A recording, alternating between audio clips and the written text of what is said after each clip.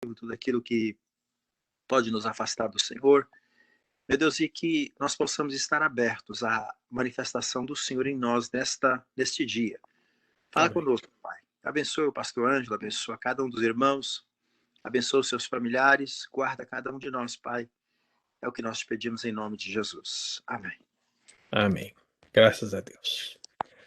Meus queridos, a gente vai dar continuidade então ao nosso estudo. Hoje nós vamos meditar, se assim o Senhor nos permitir, em dois textos.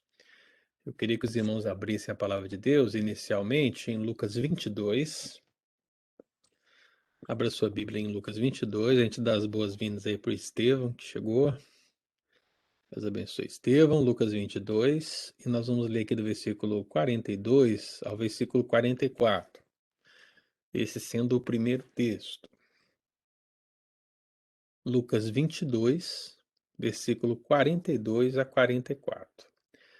A gente não teve aula no domingo passado, eu fui chamado de última hora para trabalhar, mas a gente está naquela série de meditações falando sobre o ministério dos anjos eleitos, e depois de falar sobre o que a Bíblia engloba dentro do adorar a Deus audivelmente como parte desse ministério, e de ministrar aos cristãos diversificadamente como parte desse ministério, nós estamos meditando sobre o servir como mensageiros propositadamente. Então, nós estamos na terceira base desse tripé que temos trabalhado em torno do ministério dos anjos eleitos. E nós já vimos que os anjos, em essência, como mensageiros, ou seja, eles têm um propósito nesse serviço santo. Nós vimos, em primeiro lugar, que eles servem como mensageiros com o propósito de trazer anunciações. Depois vimos que eles têm o propósito de trazer advertências. E hoje nós vamos iniciar aqui, eu imagino que já terminamos também, um terceiro propósito dentro desse aspecto da mensagem, que é os anjos servirem como mensageiros para encorajamento. Então, ao que parece, a Escritura ela mostra que Deus ele se utiliza dos anjos também para trazer encorajamento. E o primeiro texto que nós vamos ler, aqui em Lucas 22, versículo 42 em diante, você que já abriu sua Bíblia, né, já está percebendo que nós estamos aí no contexto climático da paixão de Cristo, ou seja, a chegada do clímax do seu projeto de salvação, a sua entrega, a entrega da sua vida na cruz do Calvário, e ele está ali no Getsêmani. E aí, meu querido, a palavra do Senhor, ela diz aqui a partir do versículo 42. Jesus está orando e ele declara: Pai, se queres, passa de mim este cálice. Contudo, não se faça a minha vontade, e sim a tua. Então lhe apareceu um anjo do céu que o confortava. E estando em agonia, orava mais intensamente. E aconteceu que o seu suor se tornou como gotas de sangue caindo sobre a terra. Então, meu querido, essa é uma passagem que nós conhecemos bem, e é bem destacado nessa passagem o aspecto da oração de Cristo, passa de mim este cálice. Essa é uma visão que está bem englobada na mente dos cristãos em geral, porque é um texto muito citado, e também é muito citada a questão da oração de Cristo, e inclusive com esse destaque médico de Lucas, onde o seu próprio suor está ali se convertendo, né, como gotas de sangue. Agora, o que é pouco falado, bem pouco falado, na verdade, eu nem sei se você sabia disso, mas o texto diz, né? É que no meio, ou seja, dentro dessa realidade da oração de Cristo com os discípulos no Getsêmani, que você lembra, né? Os textos paralelos de Mateus e Marcos, eles remontam, os discípulos estavam ali com Cristo no Getsêmani, e enquanto Cristo orava, os discípulos dormiam, e por 3 vezes ali aconteceu essa situação. Então, meu querido, antes, perceba o seguinte, eles, no momento que Cristo chega no Getsêmani e ora, e tem esse esse diálogo com os discípulos. E o momento que o traidor sobe ao jardim com aquela tropa para pegar Jesus, no meio desse tempo, há um registro de Lucas de que um anjo, diz o texto, né, lhe apareceu e o confortava. Muitos poucos pastores citam essa questão da presença de um anjo ali. Então a gente vai tentar entender essa realidade, porque ao meu ver, esse texto ele remonta àquilo que ele mesmo diz. Trata-se de um encorajamento. Deus resolveu nesse momento encorajar Cristo, e aí entenda, irmão, não estou dizendo que Jesus é amedrontado, não estou dizendo que Jesus é um fujão, como Jonas, por exemplo, né?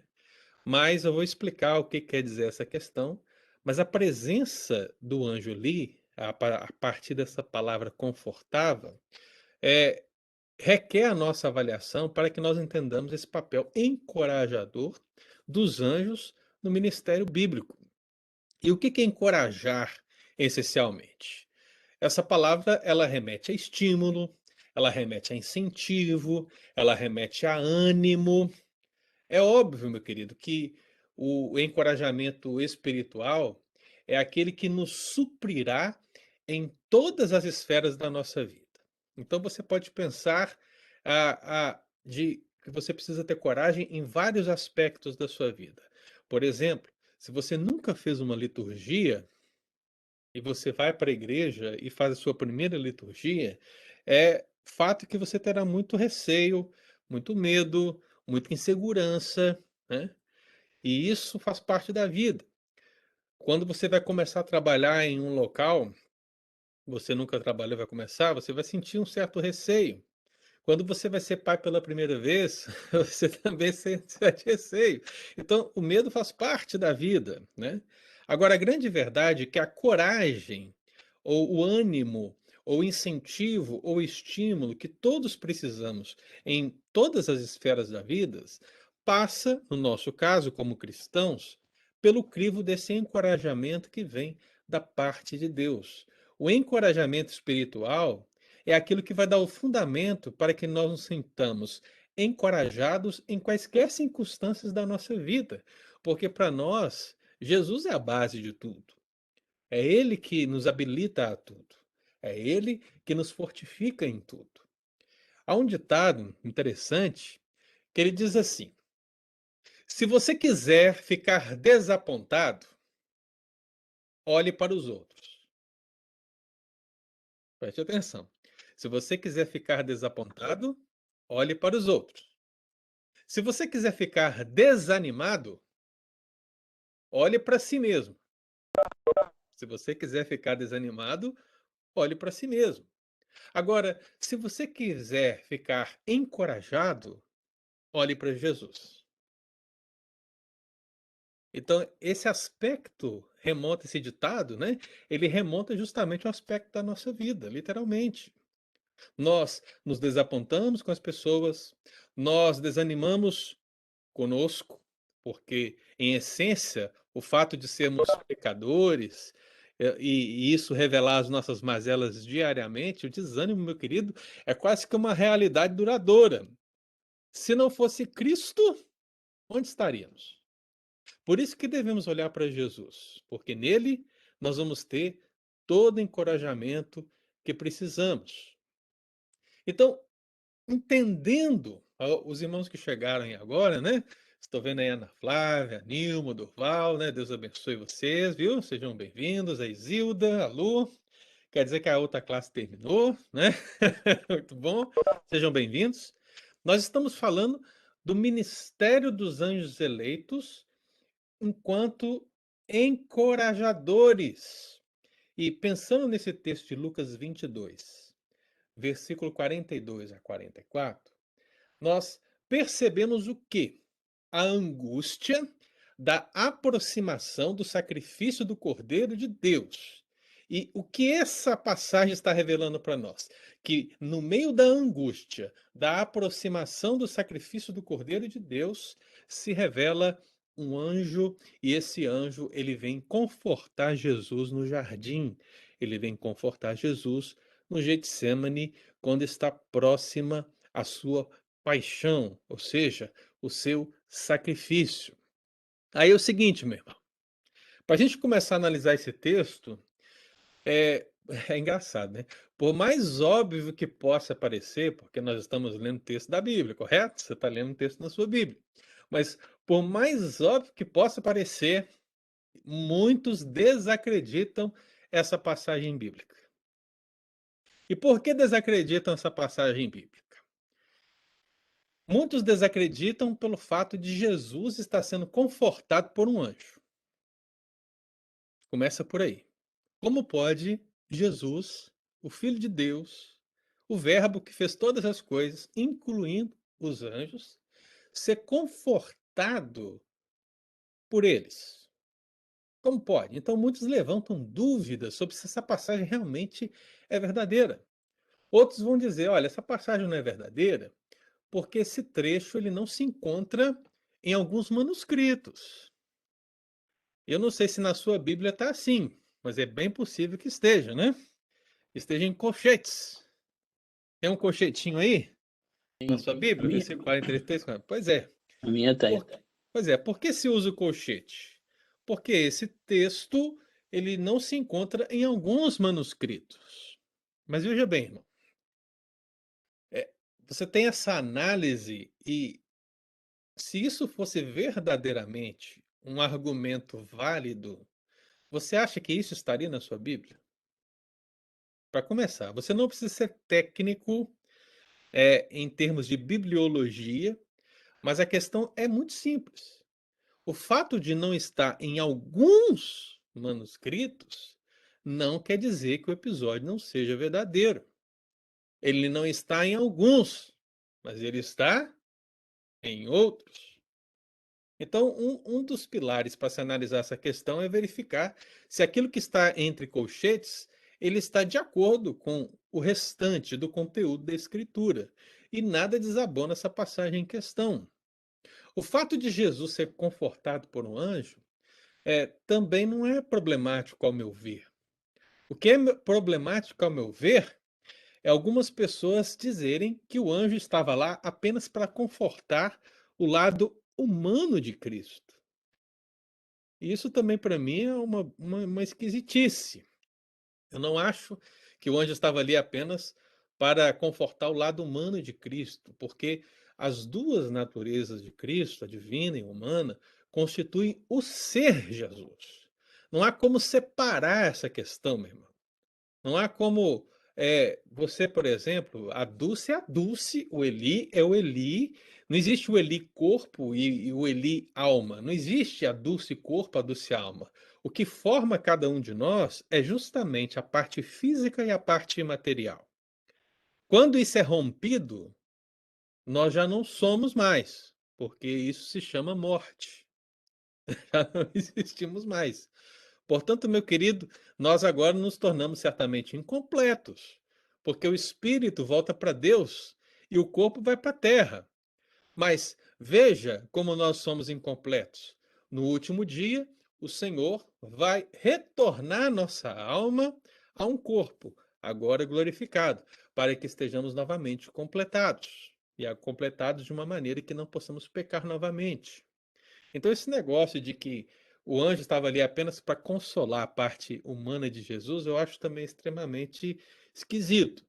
O anjo confortou Jesus, é o que o texto bíblico diz, meu irmão. E quem é Jesus? Jesus é o homem-Deus, é o Deus-homem. São as duas naturezas unidas no Getsemane para poder encarar esse clímax do sacrifício de Cristo. E nada mais. Então, é interessante a gente observar isso, porque geralmente as críticas elas estão alicerçadas nessas duas linhas. Ou acham que Jesus não é tão divino, ou acham que Jesus é por demais humano. Então, é um ou outro. Não, são as duas coisas. Ele é Deus e ele é homem. Agora, o que é essencial para que a gente possa entender essa realidade, irmão, é que, ao contrário de que muitas pessoas imaginam, Jesus, ele estava sentindo o peso a sua angústia, e a palavra que é usada no texto bíblico, aí no versículo 44, é agonia, né? Essa agonia que Jesus estava sentindo não era por causa do sacrifício em si, em termos de que ele sofreria terrivelmente na mão dos soldados, a cruz e todas as questões. Não era por isso que Cristo estava em agonia, meu irmão, né? É claro que isso em si está na sua mente. Ele sabe do propósito, ele sabe do seu sacrifício. Quando você lembra Isaías 53, você tem em mente o que Cristo tinha em mente. E o que ele tinha em mente? O que que diz o profeta Isaías? Que Jesus, o Messias, era desprezado, o mais rejeitado entre os homens. Ele dá um título para Cristo. Ele diz: homem de dores, e que sabe o que é padecer. E como que um de quem os homens escondem o rosto, ele era desprezado e dele não fizemos caso. Ora, isso é terrível. Cristo tem em si todo esse sentimento nesse momento e nos momentos por vir, que virão na descrição dos evangelistas na crucificação. Agora, no meu entendimento, irmão, a grande agonia de Cristo era a agonia pelo afastamento do Pai. O que acontece aqui é que Cristo sabe muito bem as consequências do seu sacrifício. E qual é as consequências do seu sacrifício? As consequências do seu sacrifício são: Deus meu, por que me desamparaste? Cristo estaria imputando nele todos os pecados dos homens. Isso é terrível?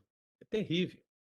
Mas mais do que isso, representaria essa aparente separação dele com o Pai, porque ele se torna maldito, ele se faz pecado por nós, ele vai para a cruz no nosso lugar, o justo pelo injusto.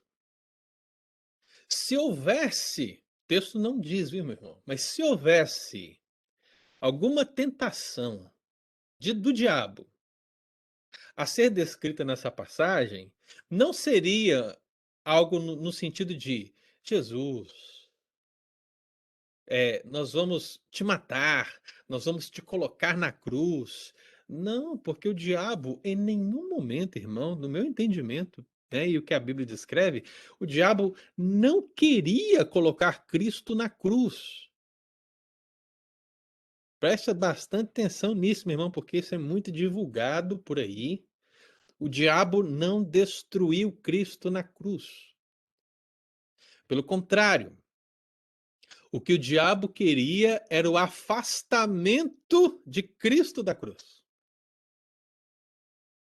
Eu vou dizer mais uma coisa, olha só, absurdo. Se houvesse alguma tentação do diabo nesse momento, e é bem provável que houvesse, porque estamos aqui num momento climático dessa salvação, enquanto Judas se aproxima, né? As passagens paralelas de Mateus e de Marcos registram isso, o traidor se aproxima, ou seja, Cristo em oração, em agonia, com o conforto dos anjos, sabe? O traidor se aproxima. O que nós temos aqui, se houvesse uma tentação do diabo, seria a tentação pela santidade. Seria como que o diabo dissesse assim: Cristo, continue sendo santo, continue sendo perfeito. Continue sendo o que você é. Você não precisa ir para a cruz. Você não precisa pagar o pecado desses homens. Se houvesse, irmão. Então, nossa mentalidade, muitas vezes, aponta um diabo que quer levar Cristo para a cruz, quando, no meu entendimento, ele quer fazer justamente o oposto. Quer afastá-lo da cruz. Porque a cruz representa a sua total derrota. É a sua derrota, irmão. Lembra do que Paulo disse aos Filipenses: na cruz expôs publicamente ao desprezo todas as principados potestades. Então, entenda essa realidade. Então, entendendo isso tudo, irmão, pensando nisso tudo, nesse contexto, vem o texto bíblico E diz que apareceu um anjo do céu que o confortava. A palavra confortava aqui não é de alguém que está colocando a mão na cabeça, né? E está fazendo aquele chameguinho, né? Como alguém que vai ver um cachorrinho na rua assim e passa a mão na cabeça, porque o cachorrinho fica ali, né? Não, não é esse tipo de conforto que está se falando do texto. A palavra confortar aqui é uma palavra no sentido de aumentar a força, de fortalecer. Cristo era fraco, pastor? Não, não. Como eu disse, de alguma maneira, Cristo devia estar sentindo algum tipo de tentação, passar por alguma angústia grande, e nesse momento, meu querido, o Senhor, através de um anjo, veio a ele para fortalecê-lo. Considerando aquilo que eu já disse para os amados, no meu entendimento, esse fortalecer, ele envolvia justamente uma palavra do Pai no sentido de vai dar tudo certo. Eu não o desampararei. Tudo passará. O nosso plano se concretizará. Tudo relacionado ao que nós conhecemos da Bíblia. Mas o texto bíblico não diz o que se trata, irmão. Então é importante notar que Cristo, ele estava orando em agonia com essa chegada do clímax do plano eterno de Deus. E é interessante que num tempo em que o costume era orar de pé, olhando para os céus, é justamente isso que você vê na parábola do fariseu e do publicano, né? Porque era o modelo comum das orações, né? O que que é modelo comum? É igual na igreja. Você está na igreja, como é que a gente ora? Geralmente, quem é o liturgo, né? O Eudes, por exemplo, ele deve fazer isso hoje, né, Eudes? Deve falar assim: vamos ficar de pé para orar? Ou seja, é um modelo, né? É um modelo. Às Você vezes ele tá fala falando que assim, eu sou liturgo? Não tô sabendo, não. ainda você não? O Bom, que pode que é? ser, né? Não me avisar, não. Vou ver Rapaz, o calendário aqui, porque olha lá, viu? eu não estava, não. Foi mudado. Mas Olha tá aí. bom.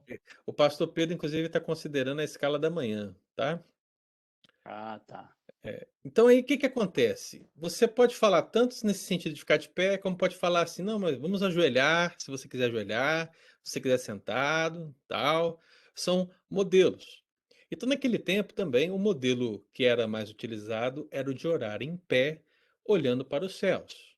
Só que Cristo, meu irmão, você percebe que ele vai nessa contramão, porque o texto bíblico diz que ele prostrou, ele ficou de joelhos.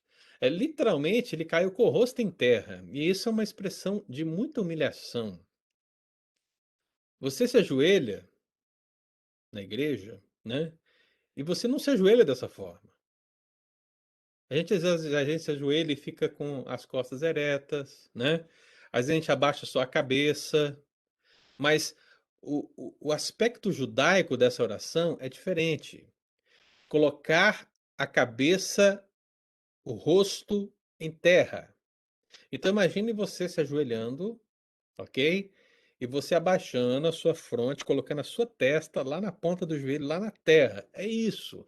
É humilhação plena, né? Então Cristo estava nessa posição. Ele estava orando. O Filho do Altíssimo se prostrou com o rosto em terra. Você consegue entender isso, meu irmão? O Filho do Altíssimo prostrou-se com o rosto em terra. É aqui, meu querido, que a gente lembra todo esse sacrifício do Senhor. E aí, o seu pedido, passa de mim esse cálice, né? Eu não vejo que Cristo queria ser poupado pelo Pai. É óbvio que não, ele veio para não ser poupado, ele veio para ser o sacrifício. Cristo não queria ser poupado pelo Pai quando ele diz essas palavras. Mas é claro, ele sentia o peso de cumprir a vontade do Pai. Era um peso enorme. Por isso que nenhum homem poderia pagar, poderia sofrer em si. Somente Deus poderia realmente suportar tamanho peso. Por isso, a resposta à oração de Cristo não foi a remoção do cálice, mas foi o fortalecimento necessário para suportá-lo.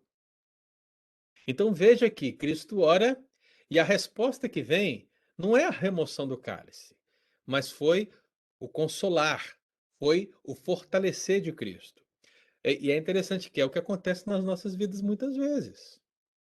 Você ora, você clama a Deus por algo e, às vezes, Deus não nos dá aquilo que nós pedimos, mas em resposta à nossa oração, Ele nos fortalece, Ele nos conforta, para que nós tenhamos a força necessária para encarar a realidade a qual nós estamos inseridos. Então, meu querido, a gente não sabe essencialmente o que foi que o anjo fez em termos de conforto. Mas é certo que um anjo, ele suplementou os recursos humanos de Jesus, e a partir dali, não sei se você já percebeu isso, mas a partir dali, nenhum vestígio de angústia foi visto em Jesus. Você já percebeu isso? Você vê Jesus no Getsemane angustiado, a agonia, o sangue, o traidor se aproxima. Meu querido, ele ora, vem o anjo e o conforta. E depois o que que você tem? Você tem sofrimento sobre sofrimento. Você tem aquelas expressões de Isaías chegando ao seu clímax. Homem de dores, que sabe aparecer. Bateram nele, esbofetearam nele, cuspiram nele, manearam a cabeça sobre ele, blasfemaram dele, crucificaram ele. Fizeram tudo que você sabe, que você lembra em termos de ultraje. E você não vê absolutamente nenhum vestígio de agonia, de arrependimento, de fraqueza ou qualquer coisa similar em Cristo Jesus, porque ele estava plenamente fortalecido pelo Senhor. E é isso que a oração faz conosco, irmão, né? O que a oração fez por Cristo é o que a oração faz por nós. O que o conforto de Deus fez por Cristo é o que o conforto de Deus faz por nós. No caso de Cristo, naquele dia, por meio de um anjo. E no nosso caso, também Deus pode se utilizar de diversas maneiras, mas a principal delas é a Escritura, é a fonte de consolo que Ele nos deixou para nos poder guiar em todas as coisas. E é nesse sentido que eu acho interessante uma frase do Reverendo Hernandes, dentro desse escopo, né, que aponta bem uma realidade da Escritura. Porque Cristo está num jardim. E é interessante que ele é o segundo Adão que está num jardim. O primeiro Adão também estava no jardim. Você já reparou isso? Só que o primeiro Adão no jardim, ele trouxe para nós a morte, estando vivo. Agora, o segundo Adão no jardim, ele morre para nos dar a vida. Olha só que contraste interessante. Então, enquanto o primeiro Adão, ele perdeu o paraíso no jardim, o segundo Adão o reconquista em outro jardim, né. E você vê como isso está separado por centenas e centenas de anos, né. Então, esse é o plano de Deus se concretizando e Cristo mostrando de fato o seu rei. Então, em toda essa circunstância, meu irmão, um anjo esteve ali para trazer esse fortalecimento para Cristo diante da sua angústia, que ele estava ante todo o seu sofrimento. Como nós temos visto ao longo dos nossos estudos, os anjos sempre estiveram com Jesus, seja antes do seu nascimento, na sua ressurreição ou em sua volta gloriosa, seja no deserto da tentação ou seja no jardim do sofrimento, os anjos estão lá. Os anjos sempre o acompanharão. Então, no meu entendimento, meu irmão, essa passagem, ainda que em colchetes e se encontrando em vários manuscritos, não em todos, ela representa uma realidade, porque os anjos sempre estiveram e estão com Jesus. Amém? Deu para compreender esse primeiro texto, irmão? Os anjos são mensageiros com o propósito de encorajar. E o exemplo que temos aqui nesse texto é o encorajamento do próprio Senhor. Perguntas? Diga ali. Pastor, você falando que esse versículo aí, ele não tem em alguns textos antigos, ele é mais mencionado no Sináticos, que não tem no Sináticos, que é o texto usado pela NIV, que é o que chamado de Bíblia corrompida, entendeu?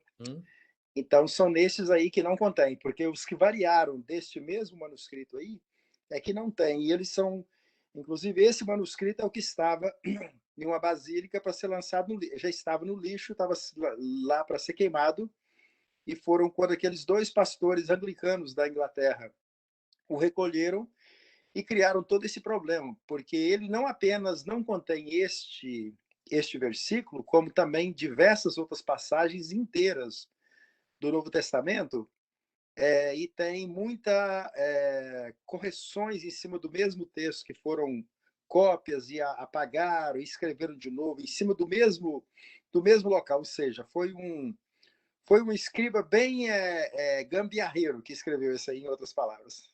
Sim. Aí você vê que a NVI aparece de novo no contexto, né? Exato. Mas esses estudos sobre bibliologia, né, eles são realmente assim bem complexos, né, sobre os textos majoritários e, enfim, sobre todos os textos que são possíveis. Mas eu procuro sempre confiar na providência de Deus nesse sentido, né? E como não é uma passagem que não afeta o sentido do todo, né? A gente tem mais tranquilidade quanto a isso, né? Mais difícil é pensar naquele anjo que agitava as águas, né? Esse é um pouco mais difícil. Esse aqui eu acho que está tranquilo. Mais alguém quer fazer um comentário, uma pergunta? Uma ajuda, uma colaboração? Então, ótimo. Então vamos avançar para o segundo texto, irmão. Qual que é o segundo texto? Vamos abrir Atos, capítulo 27. Atos, capítulo 27.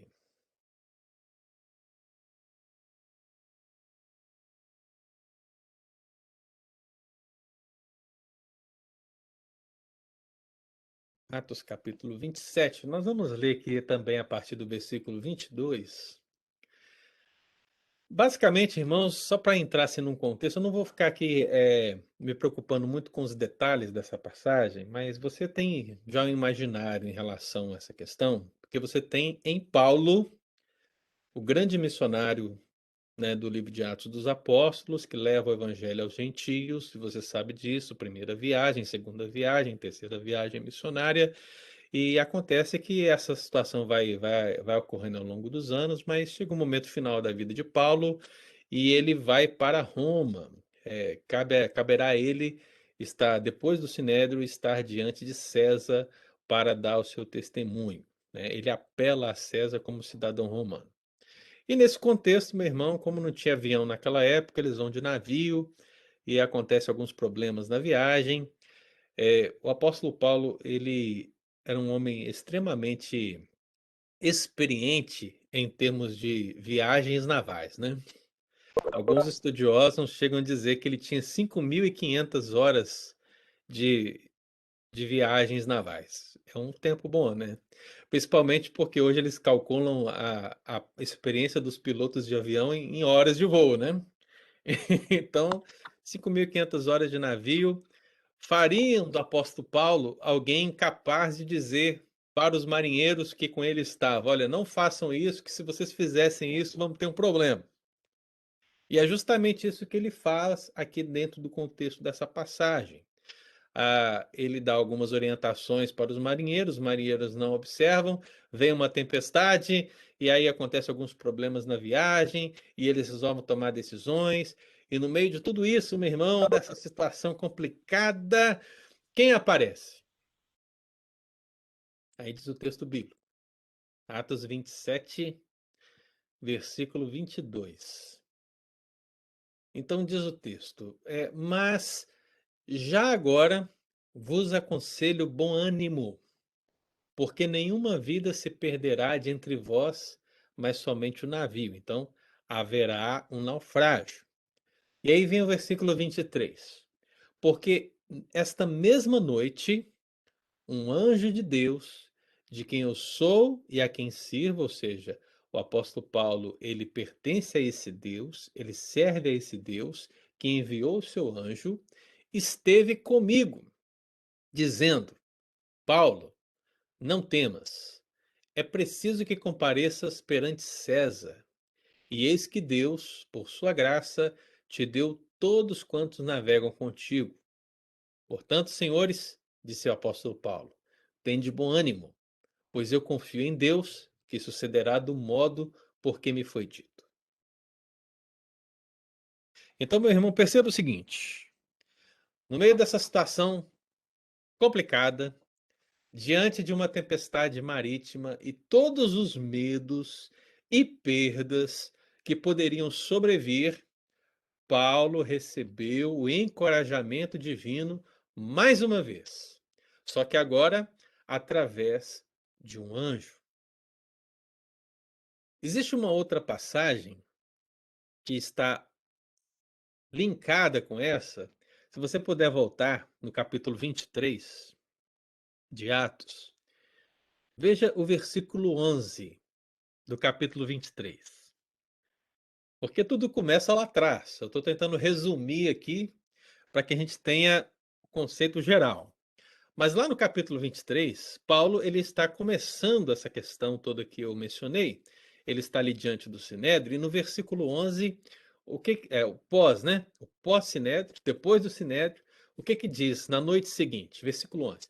Na noite seguinte, o Senhor, veja, irmão, o Senhor, pondo-se ao lado dele, de Paulo, disse: Coragem, pois do modo porque deste testemunho a respeito em Jerusalém, diante do Sinédrio, assim importa que também o faças em Roma. Então perceba o seguinte, meu irmão, o que que nós temos aqui? Vamos linkar as duas passagens. Você tem uma ligada à outra porque aqui existe o propósito pela qual o Senhor está dizendo: olha, você vai dar testemunho aqui diante do Sinédrio em Jerusalém, mas você também vai dar testemunho em Roma perante César. Então as duas coisas vão acontecer. É uma profecia. Agora, não é um anjo, é o próprio Cristo, irmão. O que o texto está dizendo: o Senhor pôs-se ao lado dele. Então Jesus ele não apenas aparece a Paulo na viagem a Damasco, lá em Atos 9, quando ele é transformado pelo Senhor, mas ele também aparece aqui em Atos 23. E o Senhor Deus aparece para encorajá-lo. Porque ele diz: coragem! A mensagem de Deus para o seu povo, um povo pecador, um povo carente, um povo de pequena fé, é essa: coragem, porque vocês precisam ser minhas testemunhas. Então, pegando Atos 1:8, né? Tanto em Jerusalém, na Judéia, como Samaria e até os confins da terra. O que está acontecendo com o apóstolo Paulo é essencialmente o que acontece com todos nós. Então, a palavra para o apóstolo Paulo não é diferente da palavra que o Senhor dá a nós: coragem. Então veja que Deus encoraja Paulo aqui em Atos 23. Agora, quando você chega em Atos 27, é o mesmo Deus encorajando, contudo, mediante um anjo.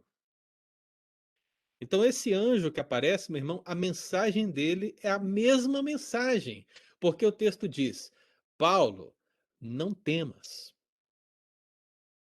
Então, o que eu quero que você entenda em essência aqui, meu irmão?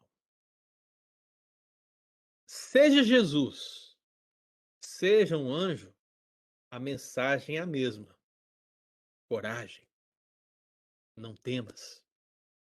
Deus, meu irmão, ele encoraja os seus filhos. Ele poderá nos encorajar de diversas maneiras. A Bíblia descreve isso muitas vezes. Você já deve ter ouvido por aí, né? Algumas pessoas dizer que a Bíblia diz que não temas, é uma expressão que aparece 365 vezes, né? Uma para cada dia do ano. Pode até parecer mais se você analisar as raízes, viu, meu irmão? Mas o pessoal gosta de dizer isso para dizer o quê? Não temas, no sentido de encorajar você para todos os dias do ano. Deus está te encorajando. Mas existem muito mais do que 365 vezes. As expressões sinônimas, correlatas, as raízes. Olha, Deus te encoraja. Acho que o mais amplo seria dizer que Deus nos encoraja de Gênesis a Apocalipse. Então, Deus utilizou-se desse encorajamento de diversas formas na Bíblia. E no caso do apóstolo Paulo, perceba que o próprio Senhor Jesus encorajou o apóstolo Paulo em Atos 23. Mas em Atos 27, ele encorajou através de um anjo. Então, meu irmão, não importam os meios.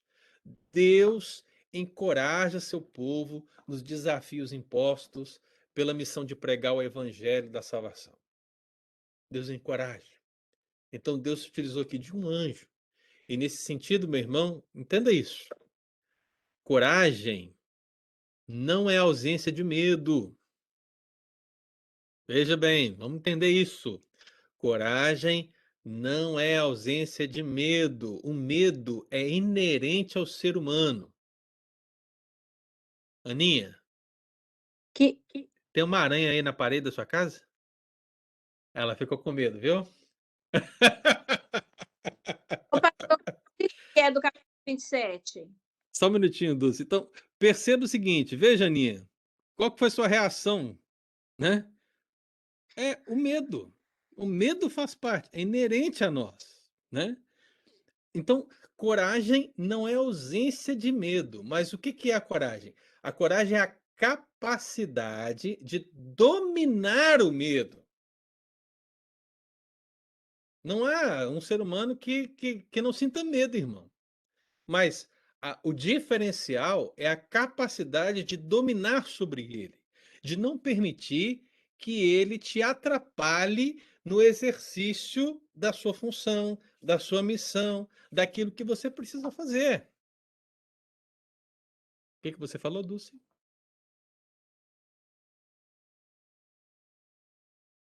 Desculpa, pastor, não tinha nem ideia que você estava tentando dar um susto na Aninha. Ah, não. Não, eu falei, qual versículo que é que fala do encorajamento no capítulo 27 de Atos? Capítulo 27, quando diz aqui, versículo 24, dizendo, Paulo, não temas. Versículo 24. É. Tá bom. É o anjo dizendo para Paulo diretamente, né?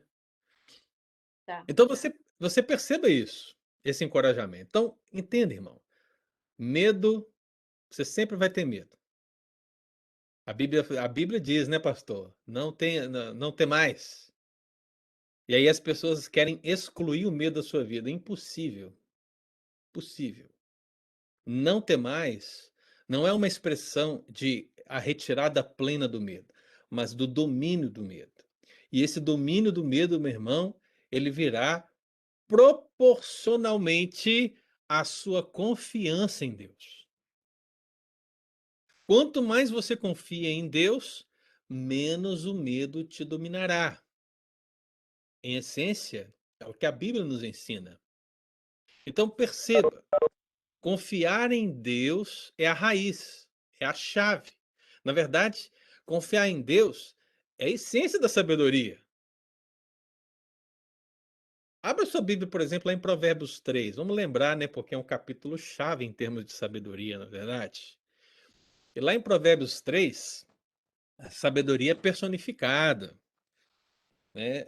A sabedoria ali é como a personificação do próprio Deus, do próprio Cristo. E em Provérbios 3, versículos 5 e 6, o que que o texto bíblico diz?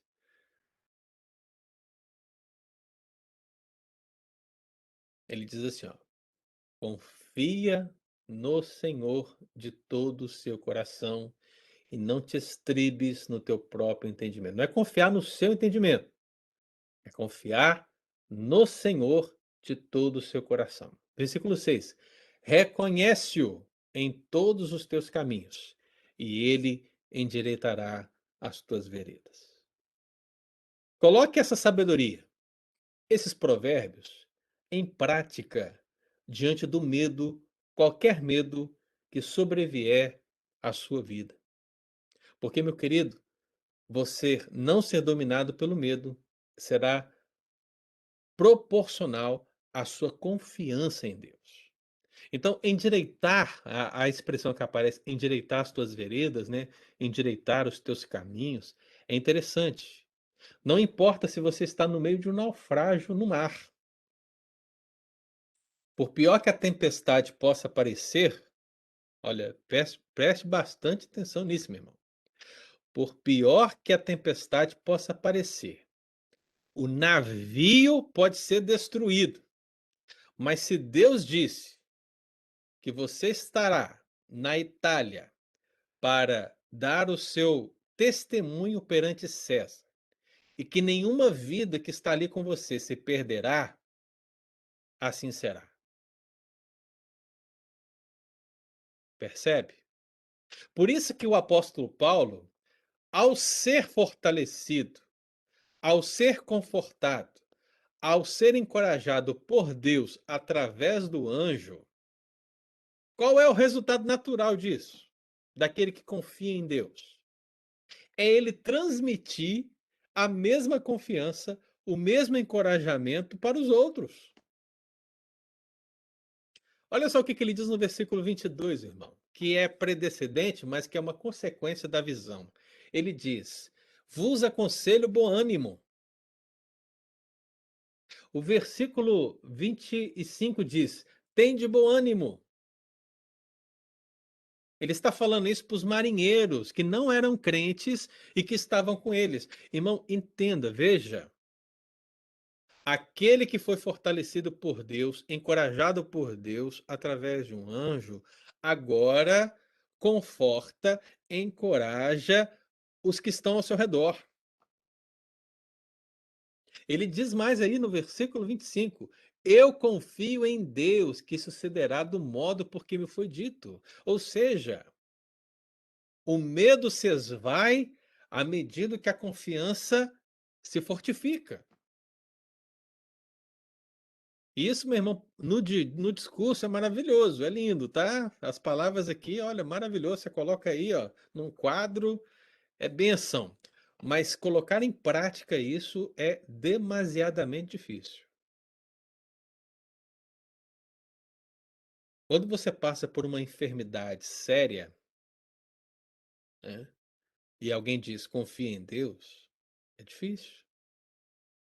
Quando um filho que você ensinou nos caminhos do Senhor se desvia para sendas tortuosas, e alguém diz confia em Deus, é difícil.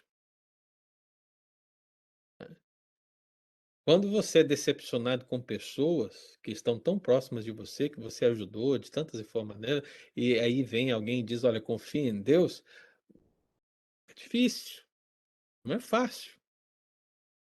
Mas, meu querido, ninguém está dizendo que seria fácil. O que estamos dizendo aqui é que é a vontade de Deus. Então nós precisamos compreender que Deus, ele conforta o apóstolo Paulo, tanto diretamente, como utilizando de um anjo, e muitas vezes utilizando da própria igreja. Você acha que só foi um anjo que foi lá e confortou, que encorajou? Não.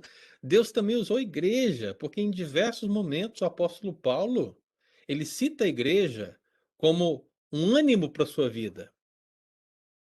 E é justamente isso, meu irmão, que vai levar o apóstolo Paulo a fazer dessas expressões: não temas, não se amedronte, tenha bom ânimo, para referendar esses aspectos da disposição, da alegria, uma expressão essencial do seu ministério. Agora pensa aqui comigo, olha, isso que eu acabei de dizer para você.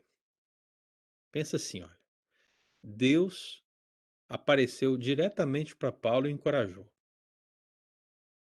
Deus usou um anjo para encorajar Paulo diante de uma tempestade terrível e tal.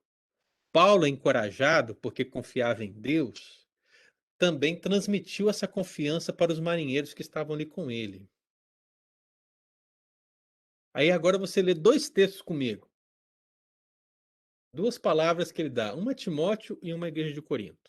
Abra sua Bíblia na segunda carta de Paulo a Timóteo, no capítulo 4, e veja só o que ele diz no versículo 17. Segunda carta de Paulo, capítulo de Paulo a Timóteo, né, no capítulo 4, versículo 17. Quem achar primeiro aí pode ler para mim, mesmo que seja uma versão diferente, imagino que vai ser bem próximo. Mas o Senhor me assistiu e me revestiu de forças, para que, por meu intermédio, a pregação fosse plenamente cumprida e todos os gentios a ouvissem, e foi libertado da boca do leão. Olha só, pensando em tudo que eu falei para você, esse versículo não parece que se encaixa perfeitamente à realidade? Aquilo que o apóstolo Paulo experimentou é aquilo que ele transmite ao jovem pastor Timóteo. Veja, o Senhor me assistiu e me revestiu de forças. Você pode citar esses momentos que eu mencionei, né? Para que o propósito, a missão fosse executada. E é interessante ele usar essa expressão no final, né? E fui libertado da boca do leão. Porque todas as circunstâncias que foram extremamente terríveis, ao exemplo do naufrágio em questão que nós lemos, Deus disse o quê? Nenhuma vida se perderá. E o apóstolo Paulo confiou nessa palavra. E nenhuma vida se perdeu. Então, meu irmão, a confiança em Deus que está presente nesse texto e o aspecto do fortalecimento que vem desse Deus é aquilo que ele orienta um jovem pastor. Mas não apenas isso. Veja que é a palavra que ele também dá à igreja de Corinto. Abra a segunda carta de Paulo aos Coríntios, no capítulo 1. Esse é um texto mais conhecido, né, porque é muito usado em termos de aconselhamento. Então, bem aqui na introdução, nas introduções das cartas pastorais, sempre o apóstolo Paulo aí saúda com ações de graças e tudo, mas veja como ele chama Deus aqui no versículo 3. Ele diz assim, segunda carta de Coríntios, capítulo 1, versículo 3. Ele diz: Bendito seja o Deus e Pai de nosso Senhor Jesus Cristo, o Pai de misericórdias e Deus de toda consolação. Veja, ele é o Deus de toda consolação. Versículo 4. É ele que nos conforta em toda a nossa tribulação. Você consegue ver o apóstolo Paulo lá na tempestade, né, com os marinheiros, a certeza do naufrágio. E aí ele diz aqui: é ele que nos conforta em toda a nossa tribulação, para podermos consolar o que estiver em qualquer angústia. Você consegue ver o apóstolo Paulo dizendo para os marinheiros: olha, o navio se perderá, mas o Senhor me disse que nenhuma vida se perderá aqui. Ele não é apenas confortado por Deus através do anjo, como ele também conforta os marinheiros com a certeza de que nenhum deles irá morrer. Então é ele que nos conforta em toda a nossa tribulação, para podermos consolar os que estiverem em qualquer angústia, com a consolação com que nós mesmos somos contemplados por Deus. Foi isso que ele disse. O anjo de Deus me apareceu e disse. Então veja, irmão, como a Bíblia se completa, né? A gente pode usar algumas passagens justamente para entender outras, né? E eu não estou dizendo que esse texto é uma referência direta àquele, mas é uma referência direta às experiências do apóstolo Paulo. Tudo que o apóstolo Paulo vivenciou trouxe ele para cá, para 2 Coríntios capítulo 1, para 2 Timóteo capítulo 4, né? Tudo que ele vivenciou ao lado do Senhor, o trouxe para ali e para essas palavras à igreja e, consequentemente, para nós. Então a gente chega aqui ao final do estudo de hoje, tendo justamente esse resultado. Deus, ele criou os anjos e os anjos eleitos, eles servem como mensageiros com propósitos definidos na Bíblia. Ora, eles trazem anunciações, ora, eles trarão também. Qual é a palavra de hoje? Encorajamento. Encorajamentos, né? Encoraja não. Aí você vai me perguntar, pastor, é possível que hoje Deus envie um anjo para me encorajar? Essa é a pergunta-chave, né? O que eu posso dizer, irmão, é o seguinte: qual é a minha visão pessoal sobre isso, né? Eu entendo que a Escritura, a igreja, os dons, tudo que Deus conferiu é suficiente para trazer qualquer encorajamento e fortalecimento para nós. Mas não posso dizer que Deus não fará. Entende? Essa é a minha visão pessoal. Eu creio que se Deus enviar um anjo, vai ser um aspecto extraordinário. Nunca ordinário. E eu acho que o grande erro dos cristãos é, às vezes, querer uma ação angelical como um método ordinário de Deus. Eu não vejo isso na Bíblia. Eu vejo que o método ordinário de Deus são as Escrituras e os dons a qual ele confere à igreja. É por isso que você vai lendo, principalmente o Novo Testamento, e percebe essa necessidade de crentes consolando crentes, orando uns pelos outros, ajudando uns aos outros, porque esse é o método que Deus escolheu para que a igreja fosse confortada e consolada. Mas daí dizer que Deus não vai fazer, olha só, não vai fazer através de um anjo, eu não tenho coragem de dizer. Se alguém tem coragem, fica à vontade. Eu não tenho coragem de dizer, porque eu creio em um Deus soberano e que em uma situação específica, extraordinária, ele tem total liberdade, capacidade, poder, autoridade para poder fazer como ele quer. Eu só não acho que nós devemos buscar isso como um fator determinante para a nossa vida espiritual.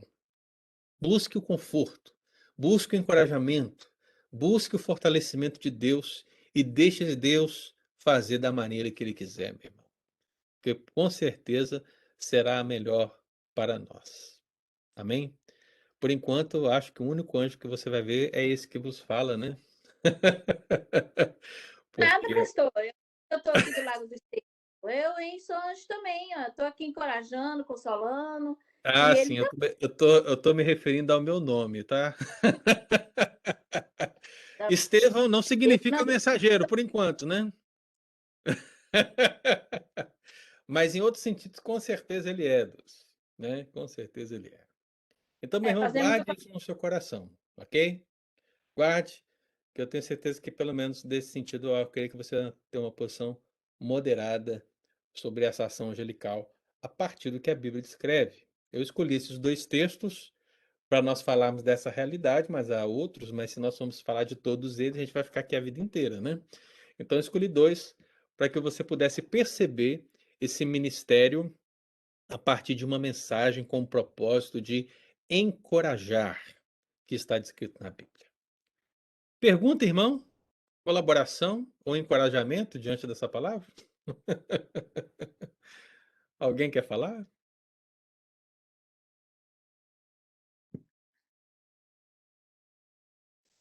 ser forte e corajoso. Justamente, essa é uma palavra de Deus diretamente para Josué, né? É, exatamente. Mas alguém, irmão, deu para entender essa passagem? Tá bom, rapaz, está todo mundo compreendendo. O Kleber e a Aninha aqui, do Val também, né? Eu não sei se vocês estavam nos outros estudos, né? Mas deu para ficar aí, ter uma ideia geral do que nós falamos? Benção. Aninha, você cuidado com a aranha lá atrás, viu? A Essa Aninha foi nunca boa. vai esquecer esse estudo hoje, hein? Essa foi boa. Até eu pensei que era a Ana mesmo que estava falando disso. Ah, mas você viu como é que é, né? Isso aí são táticas para poder gravar o conteúdo, tá vendo? Muito bem. Irmãos, olha, que Deus nos abençoe, né? Domingo que Amém. vem nós vamos continuar. Há mais dois aspectos desse ministério que nós temos que analisar, e se assim o Senhor nos permitir, estaremos aqui domingo para poder avaliar isso. Amém? E eu conto com a presença de todos aqui para que nós demos continuidade. O Erione fugiu, talvez o navio afundou, não sei, né? Mas nós confiamos em Deus que está tudo bem com ele. Amém. Irmãos, Obrigado, pastor. Deus abençoe aqueles que eu virei na igreja, está Obrigado. lá, e um ótimo domingo para todos. Obrigado, pastor. Obrigada. Valeu, até mais. Vai com Deus, queridas. Bem.